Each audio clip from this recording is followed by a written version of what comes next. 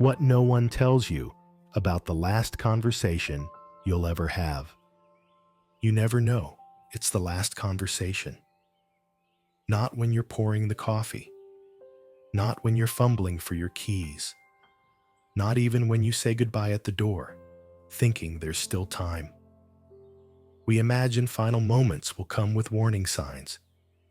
Dramatic music, slow motion, the world pausing to let us say what matters. But the truth? Final conversations slip by, dressed as ordinary days. They're the quiet nod, the half laugh, the offhand, see you later. And when they're gone, they echo. Not because of what was said, but because of what wasn't. This is what no one tells you about the last conversation you'll ever have.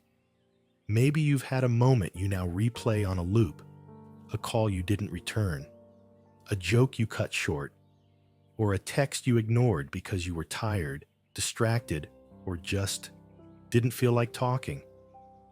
You thought there'd be another chance. We always do, because life trains us to believe in later. But aging has a way of teaching otherwise. One by one, the laters run out, and suddenly you're left holding a memory that won't let go. If this sounds familiar, you're not alone. So many of us carry a sentence we wish we had said, or one we wish we could take back. Eleanor still hears her husband's voice in the hallway. He passed 3 years ago. The last thing she ever said to him was, "Don't forget the milk." She says it out loud sometimes, to no one. Don't forget the milk. It wasn't unkind. It just wasn't enough. And now, it's all she has. Robert's brother called one evening, voice shaky. He just wanted to talk. Robert was busy, said he'd call back after dinner. He never got the chance. Now, every time his phone rings late, Robert picks up on the first ring, hoping, somehow, to rewrite history. Clara's daughter whispered, "I love you, Mom," before hanging up. Clara said, "You too," in that rushed, distracted tone we save for familiarity. She didn't know her daughter would never speak again. For years, she wished she'd said it slower, more like she meant it. And then there's George. He never forgave his father. Years of silence built walls too high to climb. By the time he wanted to talk, it was too late.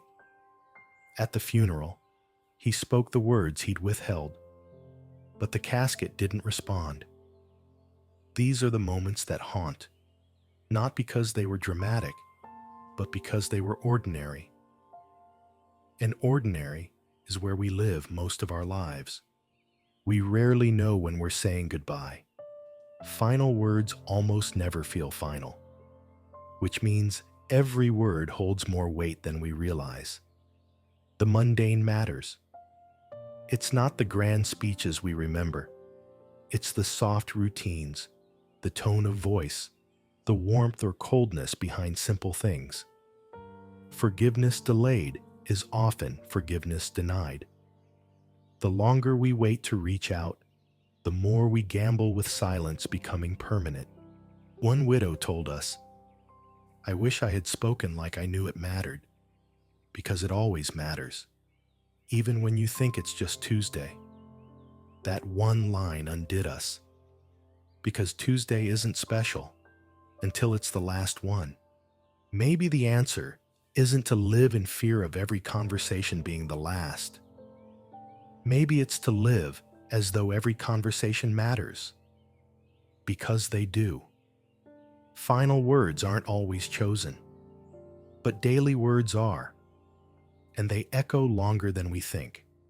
So say it while you can, not because the end is near, but because this moment is already here. Say the "I love you." Say the "I'm sorry." Say the "I'm proud of you." The last conversation might already be behind you, but the next one, it's still a chance to speak with love. If this moved you, our next story will too. We asked 36 seniors what grief really feels like, and they told us the truth. No one says out loud,